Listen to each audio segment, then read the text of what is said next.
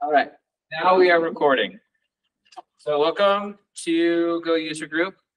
Microphones in this room are good. Just a reminder, Discord conversations get picked up. They're like designed to zoom in on wherever you are and pick you up. So we have a handful of people online today. They would love to eavesdrop on your conversation, I'm sure, but just be careful about how loud you speak. Jobs and hiring. So if you are looking for people to do Go, or if you want people, or if you're looking for a job, I think there's more languages than just Go. So really any development jobs, Forge Slack is the place to do that. It's a great place to network and a fun place to hang out even if you're not looking for jobs and stuff, but we always just put that up there because we know that's one of the reasons people come. And then speaking, we have this paper call link. If you are interested in submitting a talk, you can use that. We've had people use it before. Also, though, if you just want to reach out to me or to Carson to the Forge Slack, we'd be happy to set you up. We basically don't reject any talks. Sometimes we do have some feedback. There have been times where we've asked people to change their talks around a little bit, but really, we're happy to get anybody up here who wants to speak. And you don't always have to we've done lightning talks before. We've done multiple talks in a single night. So if you're like, hey, I have a 15-minute thing or a 10-minute thing I'd like to talk about, still throw it our way because we want the whole community to be involved. So don't be afraid to speak. We want to hear from all of you. Go West is happening this year. We weren't sure if it was going to, and now it is. So October 27th, mark your calendars. I just found out I'm going to be speaking, so that'll be exciting. That website is not up to date. Don't go to But if you go to Forge Slack, you will get the latest information. Listen, the Forge, the The Slack. link's wrong. Just go to forgeutah.tech, that web address, and it'll give you the link. Oh, Sounds like we have some updates to the presentation. I will give you the new slides one day. They're in my GitHub, not GitHub, the other thing, Google Drive. Okay. Cool. So Miriah's going to talk to us about Pprof today, and it should be great. I'll go ahead and turn the time over to her if you want to go ahead and present.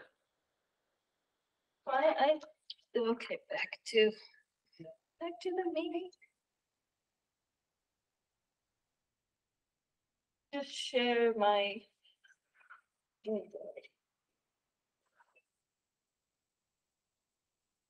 Oh, all of the talks I give are on my GitHub. And this talk is live. I merged it before, which they never do. They usually sit in open PRs for like 5 months after I give the talk before I merge them, but I merge this one ahead of time because I have it they are currently 2 slides at the end of just Pprof references that the first time I tried to use and the second time, the various initial times I tried to use Pprof, I could not find them via the simple Google search. So I've made them available here. So anyone here doesn't have to do the simple Google search. Oh, I don't want that. I wanted to click on this one. And then now I'll just have to do the open from the thing. It's fine. Where's my terminal? Who knows? This is my Pprof. I wanted to just click a button and have it open, but then it didn't work because,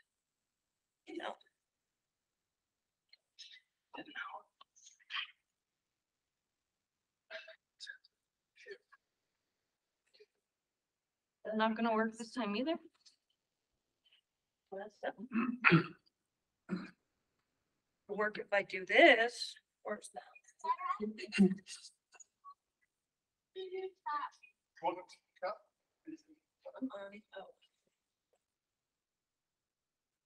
This is just an exercise in trying to open a simple set of slides.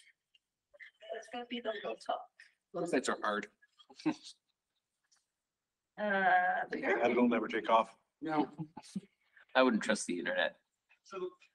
Yeah, just replace it. There we go. Pprof for beginners. So who here has used Pprof before? Okay, good. That's awesome. Well, I am Miriah Peterson, and I have also used Pprof that somebody else set up. I have never used Pprof in production that I have set up.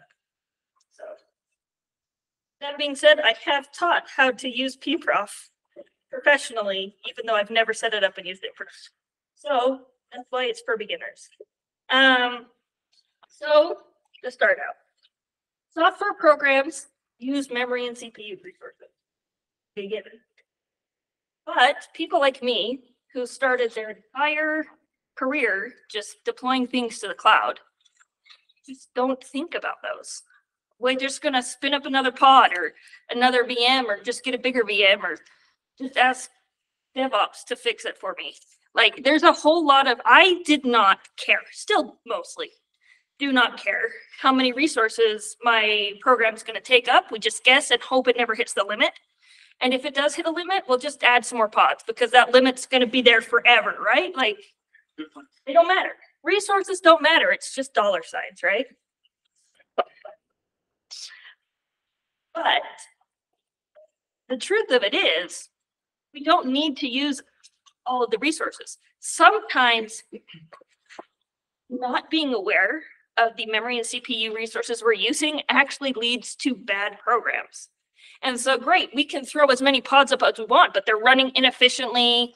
They expand ridiculously. They might have different things that we're unaware of that are just weak points in our service that are bugs, just bugs that is going to end up in an edge case that somebody will find, you know, a couple months, 6 months, 3 years down the road that nobody will be able to figure out because it's just a side effect of us building bad.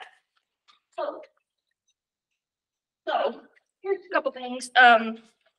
And we're gonna discuss just some weak points, just to think about. If you have any other additional ideas, please throw them out. But you know, what's a memory leak? Right? Has anybody heard of those? Those used to get thrown around all the time in the Go ecosystem, and now it's like, what's a memory like? What is that? What does that do? Has anybody ever run into a database collision in a program you've been building? Have you ever had issues with your mutexes locking or also that would be a collision too as well. I don't know why I spelled lock that way. That's probably incorrect. Does everybody know what the garbage collector is doing in your program? I hope you do, because we have one. And garbage collector is a stop the world operation. That means everything stops when the garbage collector runs. Are you sharing your memory across Go routines? Do you have multiple Go routines? Should you share memory across Go routines? Sometimes, maybe. A lot of the times, no. Are your procedures being inline? What is inlining? And then, is the compiler doing any optimization for my code? Should I be optimizing my own code? Is it worth, I've always kind of run by this thing, get your code 80% there and the other 20% is probably not worth it, but have you hit that 80% threshold? Are you in a service where you need to optimize to the fullest? Usually you'll see this at the edge, which ends up being a memory constrained resource, right? Not when you're on the cloud, but still. Are you doing something to get it to the 80% performance peak that it could be? Or are you just sitting there saying, well, it's on the cloud. I don't care if it's performant. I'll just scale it up, right? What's a couple dollars?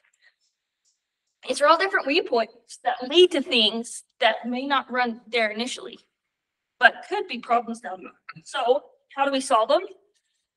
With profiling. Profiling is how we detect these kinds of problems. And apparently it's been around since forever. I didn't know about profiling until I figured out about Pprof. This was not something that was ever taught to me because I'm a physicist, right? So I had to figure out the hard way what the heck profiling was. So basically, profiling is understanding how your programs work, right? You'll get a set of data, you'll analyze that data, it'll tell you what instructions are running where, how they're running, if it's performant, if it's using resources, all those kinds of things. It's just, you know, the metadata that we throw away from our systems when we don't care about them. And Pprof is a tool for taking that profiling information and visualizing it and analyzing it. And the good news is, it uses protobuf files, and we all know that that's the best compressed file format. The protobuf files can be cached and read later with a UI or via the command line, and it ships with Go. So everybody that uses Go automatically gets Pprof. They don't have to install anything else. Out of the box, you can do amazing profiling. So then what can Pprof do for you, right? Well, how's it going to help us solve these weak points? First thing, just a couple of things that Pprof can do for you. And I never remember these definitions. So they are printed out for you by Pprof itself. As soon as you throw it in your system, it'll give you that list. We'll talk about that later. So try to remember these. They'll be important later. But if you don't remember them after today, they're easy to look up. So the Alex space in Pprof just tells you how many bits of memory have been allocated during the lifetime of your program, right? So if you see it constantly, there should be some kind of steady or reasonable behavior with this. The heap tells you how many objects are currently being allocated. So if you compare your Alex to your heap and nothing changes ever, then your garbage collector is probably not running. Sometimes based on sampling rates, you might have, anyway, you have to make sure you're doing it for the same sample rate. So this can be super helpful for if you have a garbage collector problem or if you have a memory leak. Which a memory leak, anybody not, I don't want to ask this question, so I'm just going to explain it anyway. A memory leak is when something that should be sent to the garbage collector for cleanup has not been sent to the garbage collector. Basically, how it works, if you have anything that's allocated to your memory heap, this is information that's passed across functions that gets written to the heap.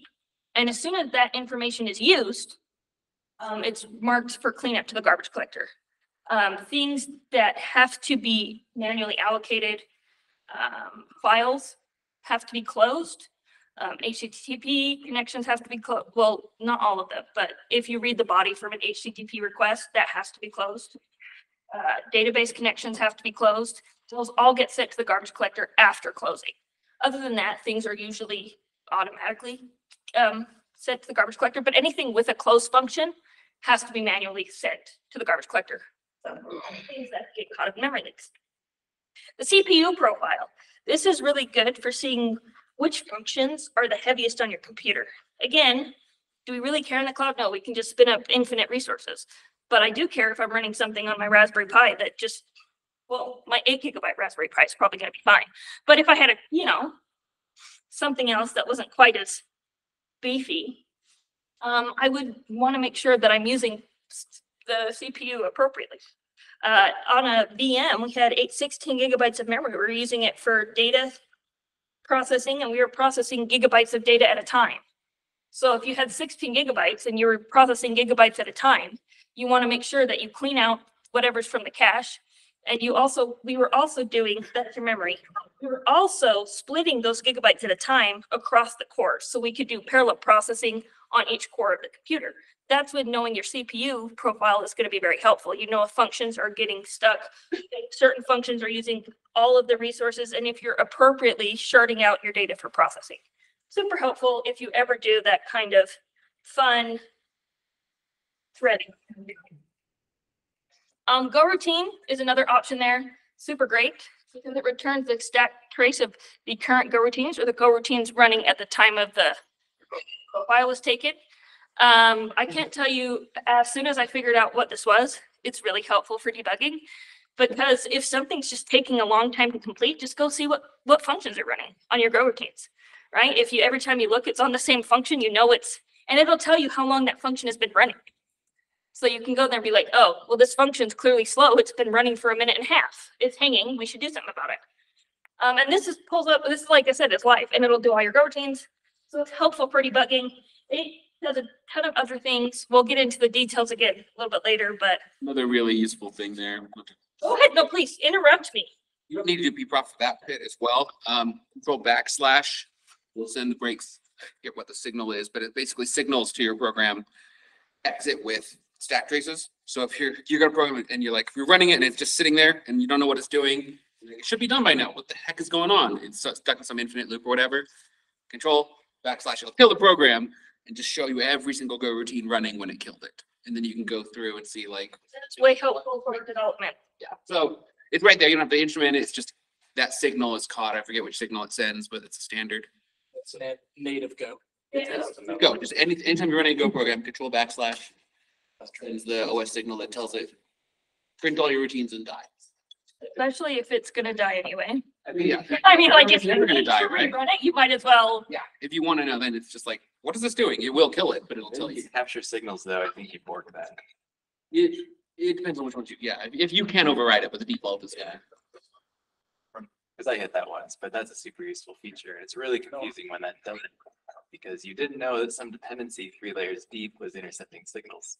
Yeah, you can run it, but generally it. That's the problem, that you have a dependency 3 layers big intercepting signals. That's.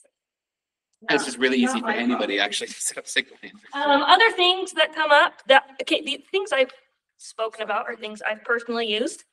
I haven't used these just because of my naivete, you know, but they're available. You can run stack traces on block synchronizations. You can see command line invocations.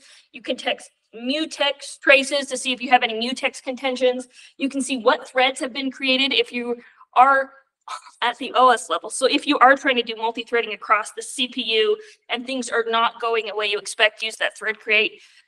Trace also is nice, but I know most of the time I've ever run it, I use something else for tracing, but you know, it's there. So yeah, let's setting up I'm gonna Pprof. say real quick, Go ahead, please. there's if you're using the built-in mux, there's a decent chance you're accidentally exposing all of this to everyone. Oh, yes, you are. We'll get there. Okay. Don't get me started on built-in mux. Yeah, you will be. So if you do exactly what Eric just said, and you just set up, all you have to do is import Pprof and run any server. Right? This would be the default mux that runs under listed and serve. Or any dependency you have, or their dependencies, anywhere down your chain, somebody does that. If this is done anywhere, Pprof is automatically served up at /debug/Pprof. That's That's awesome. Well, It's cool, except for the part where you get a if you heap don't dump. think of it and you're like deploying Hey, but production. if you're deploying to production, you shouldn't be using vanilla listen and serve. Yes. But here's, it's all cool, except for the part where you can get all of the memory your program's currently allocated, including every secret you have in the No, system. Contents of memory. Just be clear. Contents of memory. The heap dump? That's not the contents of the memory? The heap dump? The heap? Oh, you're not talking about the stack. I'm not saying, yeah, no, I'm saying like you can say like, give me the heap dump. Oh. And with ghost escape analysis, there's probably a lot of goodies in there. Oh, there's all sorts of great stuff. So, just as Derek said, if you do this, it's automatically served up. That's great. And it runs vanilla. Not just the stats, yeah, that's the actual. If you want to cache files instead of having it running live, you can do both of these. Start CPU file will capture everything dumped to CPU. Then you can also do a write heap profile, which is the memory profile. But if you do that, it is recommended that you do runtime.garbage collector, do a manual stop the world invocation of the garbage collector, so that anything that's already been marked, right, for removal is not in that memory profile. It wouldn't, so we only want to know about the stuff that has not been marked, the stuff that is actively being used from the heap in the Go program. And those can be saved and exported and then evaluated later. So if it's something you don't want running in your production, but you want to have access to it, these are great options to be able to run, export that file and analyze on your own. So a third way of doing it, something that I found really cool. If you're using a third-party router or third-party system, almost all of them, everyone I've run into have a profiler built into the middleware. This is a good example of just using the Chi router. I do specify that I want it on EBA, and it just throws that Pprof up there for me. So, and again, this is just the default Pprof that you get. No special goop or not, but it's really easy to basically have it running anywhere, anytime. And it's a lot easier to set up than the documentation you find online tells you, right? Like it's always been only 3 lines of code. So, cool. Using Pprof. I knew this was a short talk. After you've added Pprof to your server, you will always get this default web page, and it will provide all of the data sent from the server to the web page. So the Alex, the heap, whatever, all of those space. This demo is available in code. I've used it for my O'Reilly courses, but I did record it, but I hope I'm not sharing sound because I don't want you to hear my voice. You shouldn't have Too late. Sorry. You're right, by the way, it is just a profile. I Yeah, I was misread. gonna say, I don't think you can get the contents in memory. Okay, yeah, I misread Why? I've never used it and I always misread That would be the one of the title. worst security Why bugs. is it dark? That's why I It was, was ever. I stand corrected. Over here. Yep. So this is going to. Yeah, I've always been really paranoid about serving you. This is the program that I have Pprof running. It's just an example program. It's on GitHub through that link. And do we need to turn the lights off so you can see? Yeah. It also, it might be below for a minute. Is that better or is it the You can blind? zoom in a little bit is all, but, oh, you can't. It's do whatever I want, Carson. Full screen it. There you go. Okay. So this is a stupid program that counts how many times a word with the letters WHL appears in the text of Moby Dick. It can run across multiple workers or multiple go routines. And it basically has a stop and a print line, which simulates work being done by each of the workers. Because if not, it would be done basically instantaneously. We just have simple Pprof that's set up there on localhost 6060 because we have the driver in there. And we can just pull up this debug page, which this is the default Pprof. Remember all those definitions that I said you were going to forget? They're all right here at the bottom. You can always get there. And if you just click on any of these, you'll get the current profile of that fun stuff. I think right now on the video, I'm going to talk about all the covered up stuff. But I want to point out too, that if you don't have a web browser, like if you, let's say, you only expose this over a local endpoint, you can SSH in. Like if you're just in a terminal, you can use curl. And this is just a very simple HTML page and you can just read. you the can links pull it and- off of the curl as well, yes. You can also use the tool, the Pprof. Oh, I'm yeah. gonna get to the CLI in a minute. Okay, good, because that's what I was. Okay, so, oh yeah, I don't actually click anything except for the full, the dump of the go routines. Because to me, that's the coolest thing that you get from that UI. Everything else I think is accessible completely fine through the CLI, just as well. But this full stack trace is a button just you pull right off there. And you can see what's running. As you can see, I've only got 2 main lines running, the main.go, and then it was the process, the one that actually counted the words. So pretty simple. And again, this is super helpful for debugging if you want to know what your program's doing live. Do you have like a description of what that output is? I tried reading the Go docs once to figure out what all those numbers mean. Like sometimes there's just random numbers and memory addresses printed there, and I don't know what. Do I know what that means?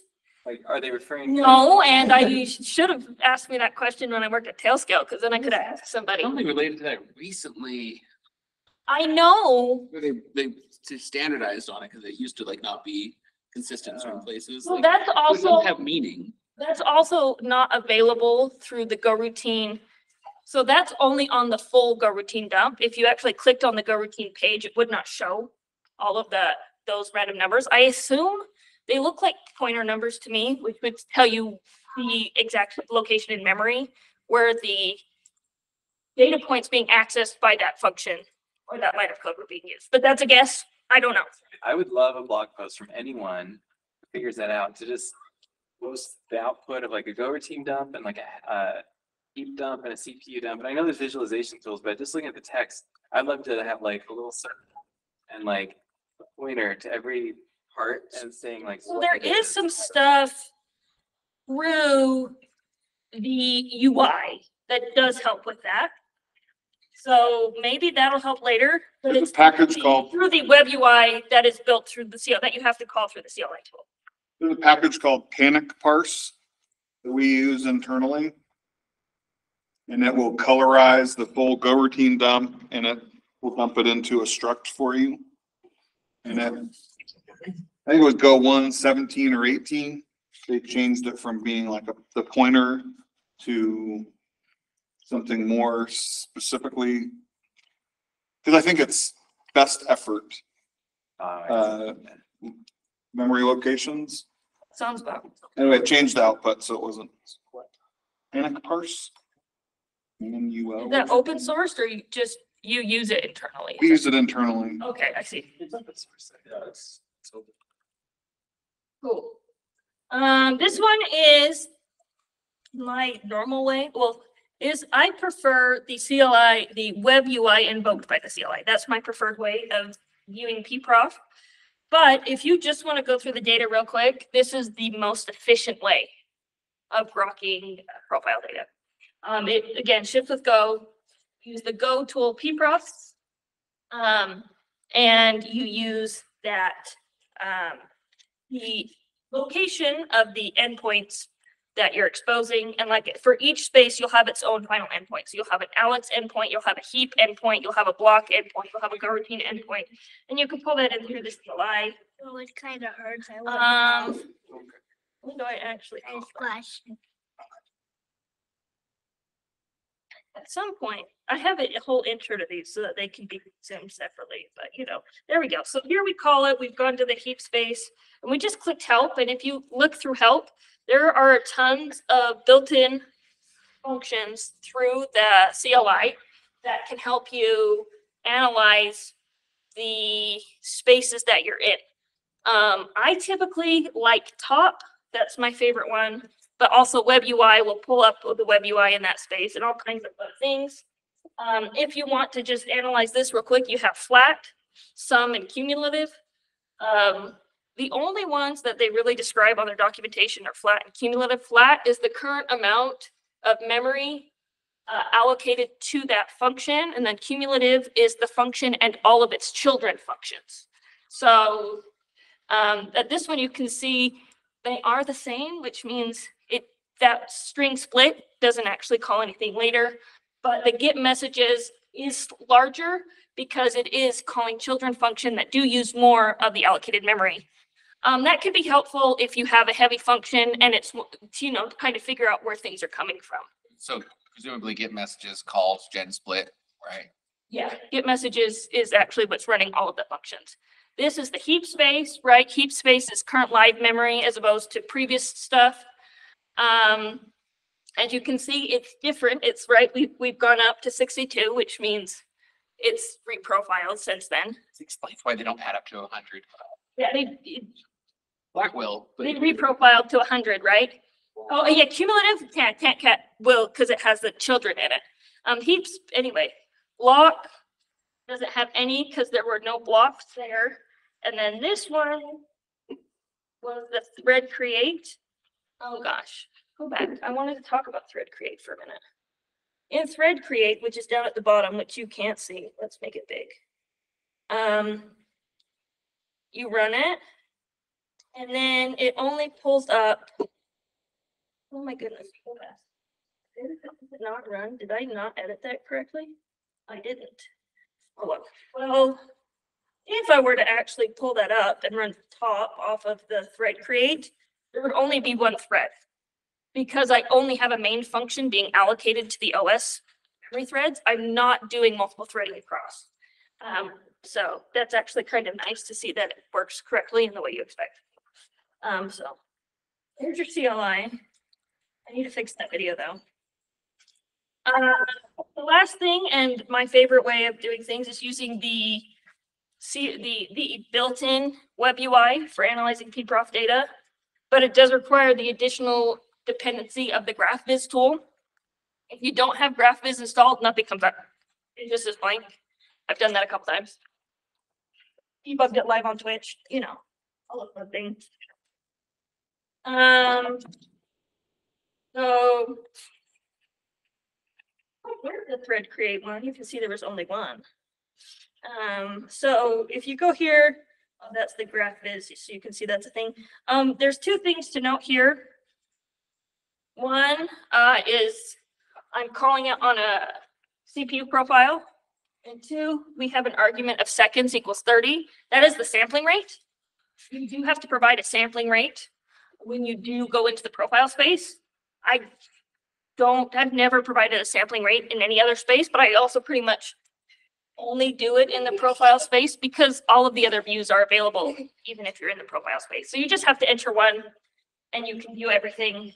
So that's nice, but this one does require a 30-second sampling size, which is rather large. I like to do 5. This one requires 30 just because of the simplistic nature of the program. It's not doing a whole lot. It's only printing out words. So we have to have a large profile. If you're doing a whole lot of things, you'll get more access at a slower rate. So yeah, just run. So yeah, you run it, you provide your profile endpoint. It takes a minute. It does take 30 seconds to spin up because it does have to take that entire sample of profile files and combine them into a single UI version. And it will update every 30 seconds. So it will provide a live view if you're pulling from a live endpoint. This is the call graph. It's super nice. The first thing you want to notice is that there are 2 lines. Those are the 2 go routines. You have the runtime on the right, and then the main thread on the left. Both of those threads do get stopped. Like the runtime does not get stopped when the garbage collector runs it, but it orchestrates the garbage collector, and any process called by the runtime will get stopped by the garbage collector when it is running to stop the world operations.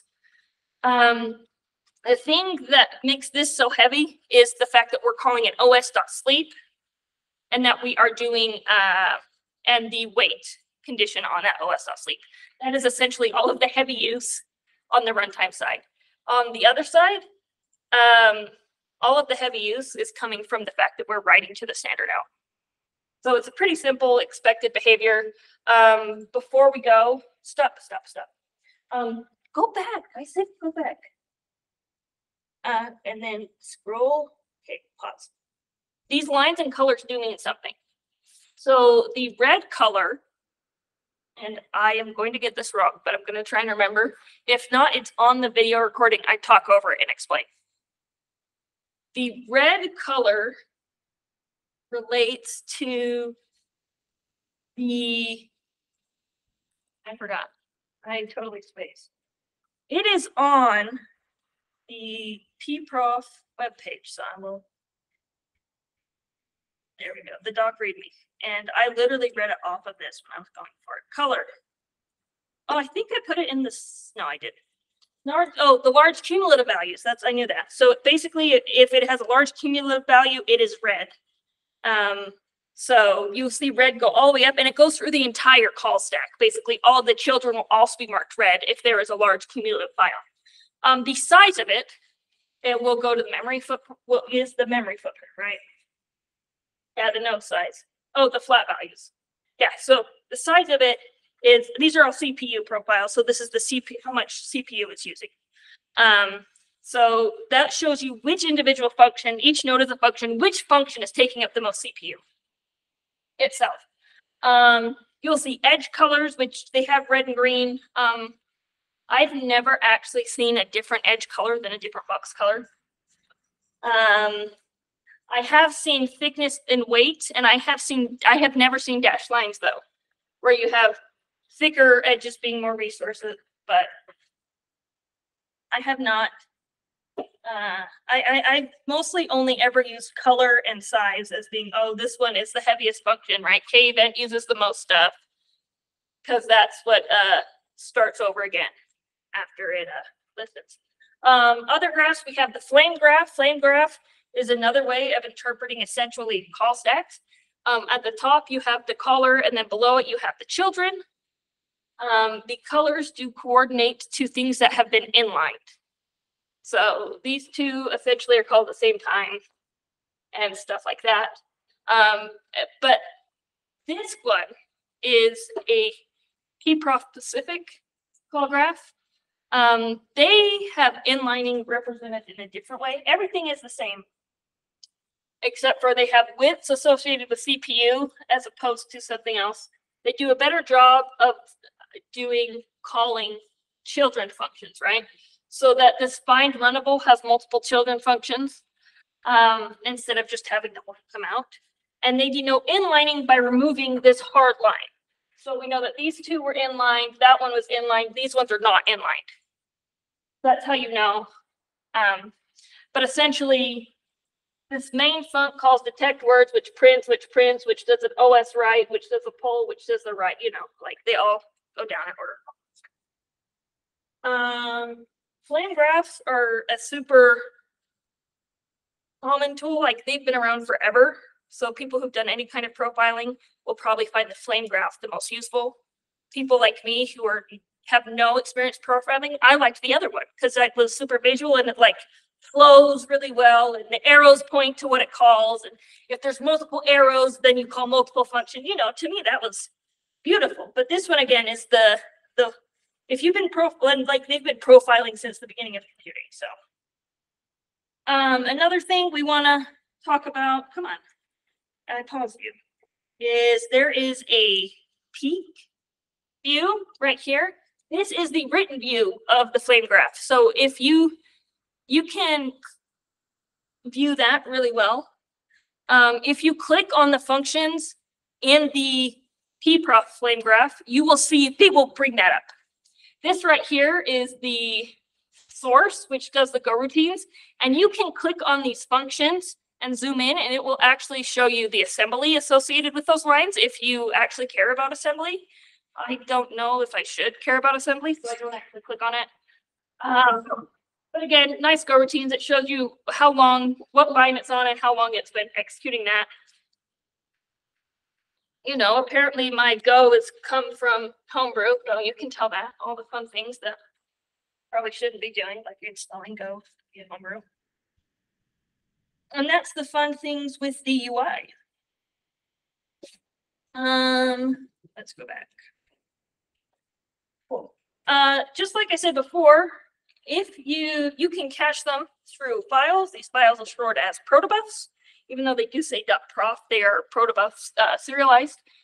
Use the Pprof tool. You can open them up via the CLI, add a -HTTP in there, you open it up through the web UI. So you can analyze them any way you want. That is just the cached file instead of a live view from the URL based on however you want. So when I taught this with O'Reilly, I got these questions. Should I run Pprof in production? I said, yes. But will it affect my application? If you're on the edge, yes. But I think that's a fair, I don't think it'll affect it enough. And the trade-off of knowing how your program's working versus not being able to figure out what's wrong with your program, I think weighs in favor of Pprof. If you do not want it running all the time, you have to have some way to call your service. Great. Throw it behind an endpoint where you can store a file and pull the file off. Or if you're using a CLI tool, have a CLI command where you can pull that file off. Whatever you want. And then how can I learn more about Pprof? Because I'm like, can't. Because there's no documentation. But there is. All of this fabulous documentation is here. The best one is honestly this third one right here, the Google Pprof doc. That is from the Pprof tool that runs independent of the Go standard library. It's just a binary you can throw anywhere, and apparently it can profile any program. I don't know how, but it says it can. Oh yeah, the top one. So yeah, that's all I've got. Oh, and in summary, you should use Pprof. Okay, go ahead, Carter. Comments, questions? Make me laugh. Make you laugh. So go.dev/blog/Pprof is usually the first one that comes up for me. I didn't see it on there. I hate that one. Is it not there? Nope. Oh, Dev. Oh, that's Blog, Pprof. They have a whole. right there. Oh, there it is. Okay, cool. That one's a really good one. They go over it. I don't like it. Nobody sees the second page results. You know, Google knows this. That's because I don't like that one. Yeah. I like, anyway, the diagnostics one is also, but it doesn't tell you. The one thing is that the one reason I don't like it is it didn't tell me what anything meant. It like said, this is how you run Pprof. And that was the end. And now I am alone to figure out what everything means. And I have no clue because I've never profiled before in my life because I'm in the cloud era where resources don't matter. Fair. So it's great about implementation. Probably that is the first place I went when I tried to figure out how to implement it the first time. The other thing that they will tell you to just throw it up on any web server and they really don't give you any warning about that either. So That's my other advice is arguments about whether or not running it in production all the time is, I can see your. is it good or bad? I think it's good to know what your things do. Aside from all that, if you're gonna run it on a different port, Oh, yeah, don't run it on your main mux. Like, if you're like, oh, we always run Pprof, like you can set up Pprof handlers on a second mux on a second port that you don't expose to the world, and you can still forward to. Like, to just have like any old website, then somebody just goes there and can start poking around in your services. Oh, yeah, that should be it. Should this be exposed? No, never.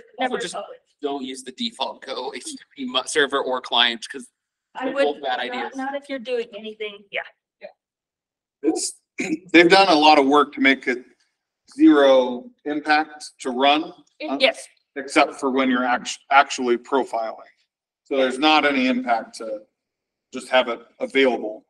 and once you have the endpoint up, you can access it from anywhere, so you can profile on a separate machine in theory. No, Again, so make sure you have your security in place to not be stupid. This is not a talk on how to not be stupid though. this isn't new to Go, right? How many like more opinionated frameworks have like an admin port separate from the serving? Yeah. I don't want to That's how we run it in production. Another thing just to be clear about is it's approach on there. in the default mux, that's in the default HTTP package. Yes. You can use the default mux without it, but the default mux in the standard library is absolutely You don't fine. import the Pprof. It's just that if you just use listen and serve, you're gonna get the one that's like instantiated by the standard library and that has it. And so that's what you don't want. Always be on that specific path as well. Thanks, Miriah. If you don't import the Pprof driver, it's not there. And then you can also be very meticulous about how you load up Pprof and stuff like that. So And just don't use the mux that's defined in. Listen and serve? No. Oh, sorry. To Variable. be clear, I love the way the mux works. I just don't want the package variable to ever be used. Yes, exactly. The package variable, avoid the I package. love Go's default HTTP server. The pack, they have the global server like variable and a global client that anybody can mess with. That was their worst idea. So It's great for me messing around. it makes. Great for making demos like this, Carson. Yeah, but it makes people use in production and then don't have timeouts in their HTTP clients. Go ahead, Derek. If you're on Google Cloud, they have a profiler that we run in production always that just samples over time. And you can go in and look at any point at any of the kind of the four main profiles: mutex, CPU, alloced memory, and in-use memory. And you can do comparisons from period to period. And honestly, I feel like it's a forgotten service. I'm pretty sure it's free. But it's pretty nice. Gotta go find that now. That's cool. Yeah, that's way cool. Yeah, you just, See what Carson and I are doing tomorrow at work. Profiling. I also want to shout out the XPVAR package, which is not in the runtime or Pprof package set, but it's similar in that if you use it, you can expose an endpoint that gives you like counts of things. I have to go to my O'Reilly workshop to get that information though, Matt. So, but that's why that's not part of this talk. I know, this is off topic. It's very helpful. I do. Well, I shouldn't say I do. If you want to fork your own version of Go, you can add that to the same HTTP page as your profiling stuff. But XP bars, I think, are the hidden secret for exposing good to know information that's not default. Yeah, you can add a couple lines of code to your Go program and expose that endpoint to your Pprof endpoint as well. It just gives you a quick, it's really nice for like, We have an if example. you're drawing charts or instrumenting, like it just gives you quick counts of like memory statistics. So like in use, allocated, freeze, garbage collection stuff. If you want to. One Just second, give I you, actually like, have this. quick glances at things too. No, it's not in this one. I like using them both together, but I do as well because that's what we did at Towfield, but We dump it with errors, oh, like, cause we can attach it to an error into Sentry. yeah, that's great. this is, I have it here. I need to add, see, so I And use it's actually- XP bar here. Oh, it's like all the same stuff. And then you can just Identify publish, and publish will set it up to the debug bar automatically. Like that is in like built in. So, sorry. And you don't just have to do ints and don't have to do these codes. This is just like a really trivial example. XP bar has a bunch of types. And then you just throw it up to, this is the default endpoint. Debug bars, which is debug Pprof, right? And then you just publish those. As soon as you hit publish, they're on that UI default built in. If you don't call them, if you don't ever do this, and you don't do publish, they don't, website doesn't exist. So they're really nice. That you can also hook those XP bars right up to Prometheus. So Export variables, so that stands for, right? Yeah. That's cool. That's really cool. yeah, those are super helpful. Like for just basic, and then you can have them be counters, or you can have them just be static variables or whatever you want. Derek, did you have another? I was gonna say, my preferred way of using it is with the profiler where I can see it over time. It makes it easy. I look at the CPU profile to see like what percentage of time I'm spending on garbage collection. And then the non-default memory profile where you say, I can't remember, it's not the in-use alloc, but total alloc, I think is what it is. Total one, which is not top, it's a different command. So It's the, what's the, over the whole lifetime of the program, what has allocated the most memory? And you can, that's where you can find your offenders of maybe the in-use, right? The garbage collector is efficient and it's keeping it small. there's definite benefits to looking at the holistic over time view of your profiling stuff. That's what's going to indicate any kind of memory leak or high offending functions. Looking at single point things have very different benefits than that, but it's never going to be, it's going to provide you different things. So when you're implementing Pprof in something that is going to be in production where you want to have this kind of analysis, you need to be aware of what you're trying to get out of it. Are you trying to get a long-term view? Are you trying to get an instant view? Things at the edge, you probably don't, you may just want to do regular sampling. You may just want instantaneous view. Like it depends on where you're at. I like it Weave that they had stuff on about heap usage just thrown up on the Grafana stuff, and the only that's for Pprof, right? Or something. It was, No, so that's from this, it made it. That's It's somewhere made else. from some of the same, like it's probably, honestly, it's probably all of the stuff from XP bars that is sent up to the default Prometheus export and scrape. oh, so it's from Prometheus. Prometheus is doing that itself. Yeah, it's not Pprof, it's XP bars that is, all this data seems familiar to me because we have metrics from scrape right out of Go with these exact names, so. Yeah, that goes, and it looks like that runs no matter. I don't know if they always do those increment those packages or. Anyway, Is that your X parts right there? Is it print the command line though? That's one thing. It doesn't pop, yeah. It's not on by default because it does print your command line. it does make command. Yeah, it's not. Olivia, you had a. Yeah, so is this something you should take like a preventative approach for your services? Or should you only be implementing Pprof if you think there's an issue in one of them that you're trying to like dig down and find? I mean, if you're never gonna use it, don't implement it. But my argument is you should always have a reason to be aware. So I would always look for reasons to implement it. But be judicious. Like, obviously, if it's a bad use case, be smart about it and don't do it.